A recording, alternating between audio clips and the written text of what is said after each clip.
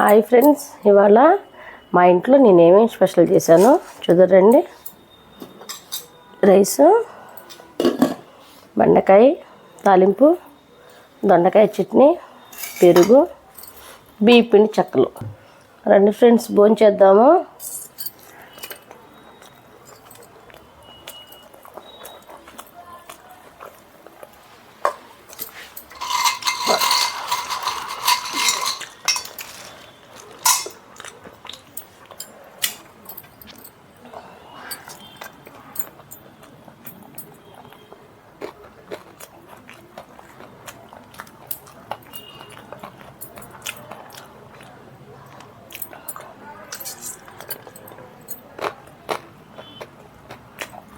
okay friends, ఈ video నచ్చితే